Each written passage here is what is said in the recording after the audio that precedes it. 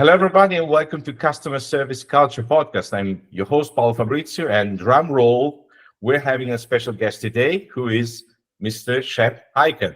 Hello, Shep. How are you doing? Hey, I'm doing great. How are you doing? You look good. Oh, thank you. You're in Italy, and I'm in St. Louis, Missouri, in the U.S., and it's like we're next door. Isn't that amazing? Yes. Yeah. It looks like I'm based here in Milan, Italy. The weather is pretty cold as usual because we're close to the Alps. So how is the weather doing? It is. It's sunny but cold also. Right. This is the first day I've actually taken out a true winter coat Right. because it was below zero Oh, for wow. you, which is about 32 degrees is zero here in Fahrenheit. Yeah. But so we're at about 29. So we're probably at about a -1 or 2 for you. Wow, yeah. As we get close to Christmas, the weather reminds us that, Yeah. I just want a white Christmas. That's it. Just a little white on the Christmas. Yeah. Oh, yes.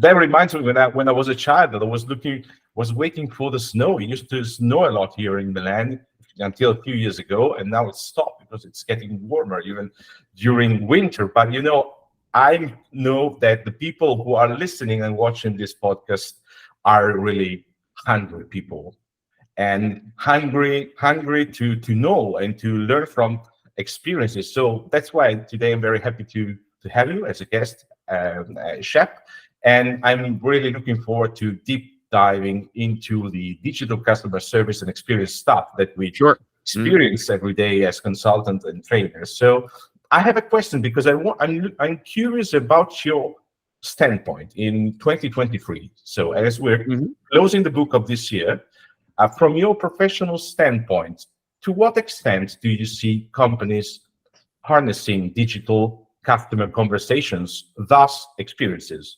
Sure. Well, number one, I think they are starting to finally embrace it, but more importantly, the customer is embracing it. We do annual research every year, and the consumer still likes to pick up the telephone for the most part and make the call, like a large majority of the time. However, more than half of millennials and Gen Zs prefer going digital. Actually, strike that. More than half, just over half, prefer the phone, which means almost half prefer digital. And here's the thing. People don't realize it, but they go digital first almost every time they make a customer support call because they go on a website to find the phone number.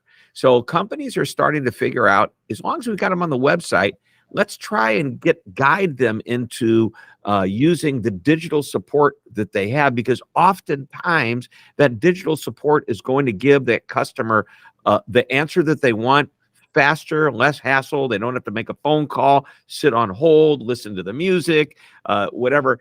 And then what I suggest to my clients is, if they are making the phone call for something so basic that they could get the digital support, that we teach the customer in that moment, because most likely they're calling in. How did you get her number? Well, I went on your website. Great. Did you notice on the website there was a little button right next to the phone number that gave you options to get your, just little things like that. Now, to specifically answer your question, there are some companies that have taken the digital support too far at this point. Everything's getting better. The advent of what the public knows as Chat GPT type technologies has made digital easier and more understandable to them. A year ago, people would still be going, I don't even know what Chat GPT is. We, in the world of customer support, have been using products like that, AI, generative AI, again, our goal, creating a better digital experience. We've been doing that for many years prior to everybody understanding what ChatGPT is. So with that in mind, I'm worried about the companies that have taken it too far. There are some companies that say we will no longer have, true support with an agent. You're going to have to use our digital channels. I think that's a big mistake. I just wrote an article. It'll probably be out about the time our episode comes out, but it was about a digital experience we had in the office. We had an issue, and by the way, the article says you can guess who the company is, and I'll let you know who it is at the end of the article. But we had a digital experience where there was a problem, and we went online and we chose what the problem was, the area. Then we clicked on some frequently asked questions to see if this was one of the problems. And then a little chat bot popped up, and we started to interact with the chat bot. And then the chat bot said, I'm going to pass you on to a live agent who could better help you. Wow. This technology has been available for a long time, but imagine that it's less expensive today than it was a year, 2, 3 years ago. It's almost within the reach with even smaller companies. Once that live agent came on, the live agent said, you know what, might be easier if we got on the phone and talked about this. Would you please enter your phone number into the chat? And about the time we hit enter, the phone rang, and it was the agent. And it was truly an omni-channel, and I don't like that word because I just think it's overused and also misunderstood. Yeah. But it was a seamless transition from being on a website, trying to get an answer by just looking at pictures and words, to moving to a chat bot, which is run by AI, to moving to a human on live chat, to moving to the phone, and then getting the problem resolved. So, can you guess who the company was? I have a couple ideas. I'll give you three choices. Right. 3 wishes. All right. So you give me 3 options. Yep. Who do you think they are? I think we're talking about a telco company, maybe. No, we're not talking about a telco company. All right. So we exclude the first one. It's a consumer-based company. Consumer-based, yeah, like a retail, e-commerce, and retail. Pretty famous. Pretty famous. Starting with an A. The name it starts with an A. And ending with an N. It ends with an N. Okay, it seems like something that I heard before about. It's Amazon. And it's always, mentioned in conversations and in conferences as a role model. Okay, it's usually, and maybe it's a sort of excuse for some companies I have conversations with to say, oh, it's too much for us to reach that quality, that we do not make even the effort to try to get closer to them. And that's why here's the thing. First of all, there is a little bit of effort involved. As far as how expensive it is to first of all, we can look, let's take ChatGPT, for example. And by the way, I realize you're going to ask me in a moment about a great experience, and I just gave that experience to you, kind of rolled questions 1 and 2 into all in one. Is there any camera around here? So you anticipating all my questions. So worry about that. Are you from the CIA or FBI? There you go. But no, the whole thing about the ChatGPT type technologies, and I emphasize the word type because there's many other versions of ChatGPT that are out there. But it is so inexpensive for even the smallest businesses to create a very positive experience. And I'll give you an example in the most simplistic terms. Let's say that I've got a product and I created a product manual that teaches customers how to use, say, for example, my online learning system. Yeah. And by the way, we need to do this. But imagine I've got this manual on how to do that. And I put that manual into a ChatGPT type technology, and I make it clear to the technology that you are only allowed to answer questions based on what I've given you. You cannot go into the internet and go do a search and find any other information. You have to use what's in here. Therefore, all questions will be accurately answered, and the chatbot is also trained to recognize, I can't give you the answer, you need to talk to someone. Okay, this is so inexpensive. And when I'm telling you inexpensive, it's like, I'm going to bet a small business might have to pay $100, $150 a month to have this. Imagine that. That's nothing. 10 years ago, that would have cost you $10,000 a month. So it's amazing what we have today. Yeah, it's amazing. And I really do agree with you when you mentioned the fact that, from customer standpoint, regardless the starting channel they have the conversation with. So the customers may want to start using WhatsApp or email or self-service or website. It's, how the conversation or the whole experience is moved that determines if it's a good or a negative experience. Because I see that sometimes when processes are not updated or up to date to what the digital customer wants today, maybe they use a digital that used to be, or shall be, or should be an easier, a faster channel, but then they have got prompted with responses just like, oh, for this kind of topic, you need to call us back. So an extra effort from me, instead of have an automatic call me back or things like that, that makes my life easier instead of making it, more complicated. So Right. it's in, from my, standpoint, and also having conversations with client companies, is not just adopting and integrating new digital channels, is to reviewing and updating all the processes, whether the whole conversations is in channel, one channel, same channel, or having to switch from one channel to another, or from a human being or from a chatbot to a human agent, which is still, a very great option when it comes to, have empathy and leveraging skills that we always talk about in our work. I love this because we're having a conversation and you're not just asking me a question, looking for an answer. So I love when I'm talking to another expert. This is great. Well, I think, I never, actually, I never liked the word expert, so you know why? Because I think, that the term expert is mentioned by our clients, our companies. But, I think that in our case, expert is something that also includes the experience, years of experience, and the passion, the emotion we put inside. So I remember that one of the first videos that I watched about you a few years ago, when you mentioned that there was a young kid working in a petrol station, and you try to help the customer, and and your boss did not agree, so you had the manager was not appreciative of my effort to do so. You are correct. Yeah. And that's maybe something that started like a lightning, and then maybe influenced your next path, also professional. It's something that starts from the heart.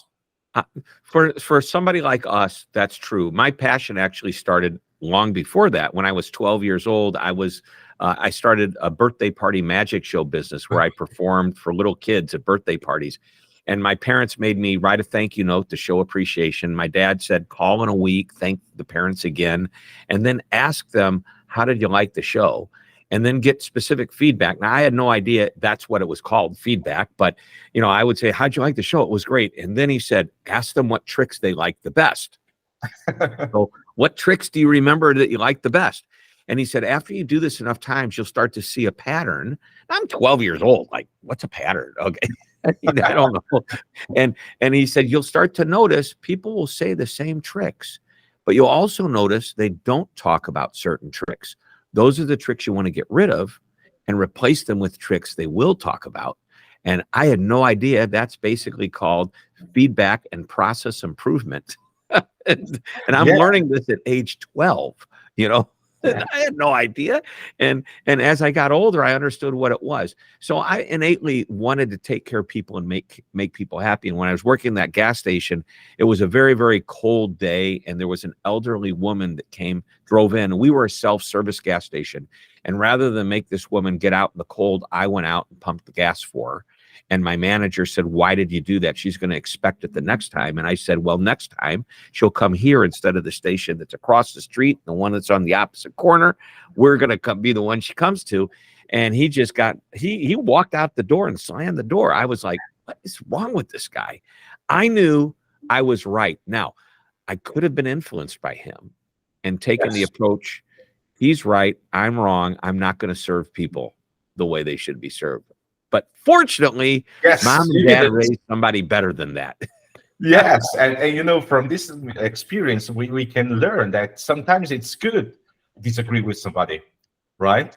Yep. And also the fact that if we can come from, our passion, our roots, back today to what customers want, so more and more people use, of course, the phone, but also digital text-only channels. But when they use digital text-based channel, they expect to have the lack of voice replaced by warm words that show empathy and emotional intelligence. Otherwise they feel a cold or not welcoming or trustworthy experience. So that's why I think that's today one big effort that many companies need to do is to balancing or striking a balance between the investments on technology, of course, platforms, AI, and stuff like that, which are one of the main pillars to deliver great experiences, with also taking care of each conversation. So I know that we have the same mantra, taking care of each conversations, because I've always been taught by my first English managers 25 years ago and many years ago, unfortunately. and, So, and yeah, that's something so that, right. beyond digital. Yep. The years ago, I'm going to say it was probably 6 years ago. I was in a session. I had a meeting at an Oracle event. Right. Oracle, pretty big company, and it was the modern customer event that they have. I was up in Chicago, and I'll not forget that there was somebody from LL Bean, major retailer here in the U.S. I don't know if you're familiar with them at all. Yeah. Big retailer. And so he was so proud of the fact that the chatbot was almost indistinguishable from a human. As a matter of fact, the fun thing to do is when you're interacting with the chatbot is to ask, are you a human or are you a computer? And so I went on while he was talking and started asking questions about something. And then I said, are you a human or a computer? And it says, I'm a computer. It actually, or I'm whatever the response was, it actually told me. And it was. Now, this is before all of us know about ChatGPT and those types of technologies, which is why saying back in even 2014 and 15, I was going to conferences for IBM. They used to call them the Watson conferences, because Watson was their artificial intelligent bot that was, and they put me through what they called cognitive college, I think is what they called it, to understand how artificial intelligence worked. And it was just brilliant. And I'm thinking, wow, we're watching the future happening right here, because when I was younger, to watch the movies like 2001 Space Odyssey, where HAL, the computer, could interact, or even Star Trek back in the, I guess, late 60s, early 70s. I mean, maybe it was the early 70s when it was on. I was just a tiny little kid, but talking to a computer, how cool is that? Yes. And that's what we're doing today. And you know what? Here's what's amazing is my kids think this is completely normal. Oh, yes. Yeah. Yes. Yeah, because they start, they were born almost digital. So they were born with a cell phone in their hand. Yes.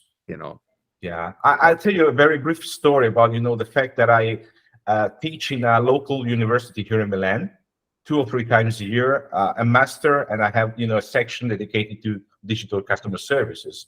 And all the people are already, they already got degrees. So the young people in their 25, 30 years old, some of them already started working, and they're doing this kind of master on digital marketing, digital customer service. And every year I ask them, how often do you use the phone to make a call? No hands. Right. No hands. So until a couple of years ago, it was 5%, 10%. No, nobody use Facebook. Nobody make a call, just texting or leaving or sending audio and vocal notes. So, the behaviors and the speed of changing behaviors is something that all companies need to take into account, because we have different, kind of people, different generations to serve. And I think that we all need to align the experiences, not just for one targeted generation. Right. I'm going to look this up. I've got my report. By the way, I do this annual report every year. We're getting ready to roll out the questions for a survey next, like the first week of January or second week of January. So hopefully I'll have the report done in February. But preferred methods of communication, 89% of baby boomers, older generation, prefer the phone. And that has increased, believe it or not, in the last couple of years. And it's shocking to me that, and of course, the people that tend to want to use the phone less are Gen Zs and millennials. Self-service, for example, if we break it down by generation, 52% phone, 48% self-service digital, that's Gen Z. That number goes up dramatically. Boomers, 82% want to use the phone, 18% are willing to use digital first. So to give you an idea, depending on who your customers are, you need to understand. So if you're appealing to all ages, you need to have channels of communication that reflect all ages. If your focus is like a retail store that focuses on young, hip, enthusiastic, beautiful young people, then guess what? You need to make sure that you have those digital options available. They're more likely to use an app instead of just even texting, because they understand if they are connected to the brand, that makes them feel real good. Absolutely, Shep. And I think this is the best way to getting to an end of this very, fun and intense conversations. And talking about the conversations, I want to publicly thank you again for writing the preface on my new book, which is here. Great book. Yeah, thank you. So this is here. So for all the people who are watching and listening, they can, buy on, the same company that you mentioned earlier. So Amazon, we can talk about Amazon because it's selling my book. So this is the only reason that we can do that.